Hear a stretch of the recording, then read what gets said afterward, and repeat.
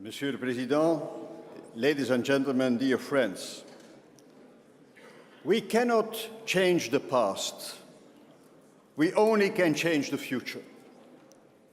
The foundation of the European Union was man-made. Its future will be our work. As rapporteur, I have reflected on what our union has to become in 10 years' time. Many things will happen, unexpected and unforeseeable things. Our union has to be solid enough to face them. The proposals we will discuss this evening are meant to empower our union. Of course, we have to draw lessons of the past and recognize the mistakes we made, but our focus is now on the future. How can we turn fear into hope? Because we need hope. Nothing great can be achieved without hope. And what could be a new narrative for our union?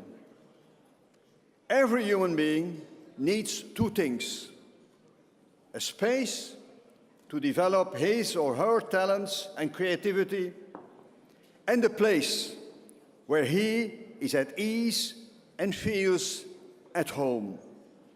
In the space, we take risks. We are in unknown territories, in uncharted waters. For instance, in our European market, with the free movement of goods, services, capital and people, or also in the globalized world, which became a village because we can overcome time and space via internet, cheap traveling, free telephone calling, and exchanges of all kinds, such as consumption of products coming from all over the world. For decades, we thought everybody was a winner, and there were billions of people who won. And we now know that there are also losers, also within our own borders. The more people feel threatened by the space, the more they are longing for a place where they are protected. And many want to be protected. Protected against unemployment, insecure jobs, financial instability, climate change, illegal migration, all kinds of dumping and fraud, terrorism, and excessive inequalities. If our fellow citizens are not sufficiently protected, they will become protectionists and nationalists, the opposite of what the European Union is aiming for. This is not only a challenge for Europe. The United States is struggling with exactly the same problems. The answers have to come not only from the Union, but also from the Member States. But it is obvious that there is a European dimension in each and every one of these threats. The task of our party, the EPP, is to make this narrative the core of our future action. We have to bridge this gap between space and place, between openness and protection. We have to bring together the web people and the wall people, the movers and the stayers at home. We have to find a new balance between our open societies, our open economies, our open democracies, as well as the needs for more protection. It is the only way to avoid further polarization and populism.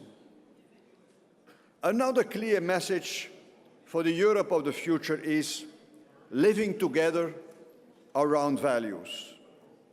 We cannot compromise on what is at the heart of our civilization.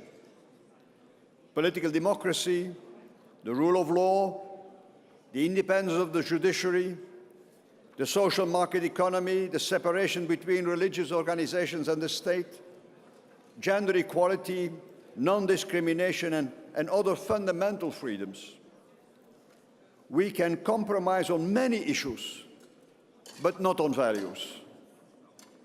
Around this unique civilization, many cultures, religions, and convictions can gravitate.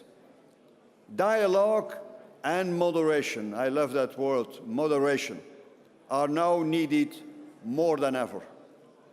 And we have to be intolerant regarding intolerance and violence. Social cohesion, my friends, needs values, dialogue, and fairness. And this is the way to make our societies more robust.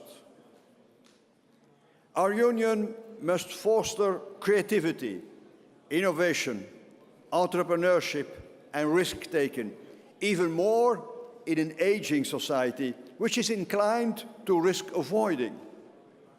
By fostering economic growth, we will make our social models sustainable.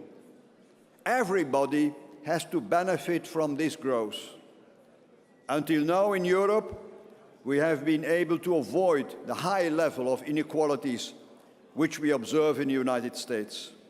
But we have to be careful. Fairness is combating poverty, but also protecting the living standards of the middle classes.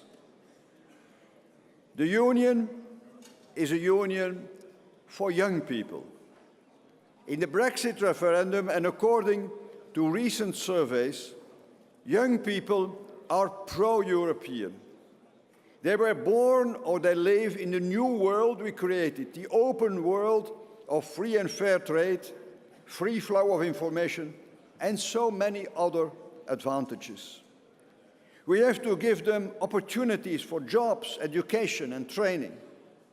Europe is their future, and they are fully aware of it. Older people shouldn't steal their future, as happened in the Brexit referendum. In the midst of all the preoccupations these days, the young demonstrators supporting the European idea are a signal of hope. They can turn fear into hope.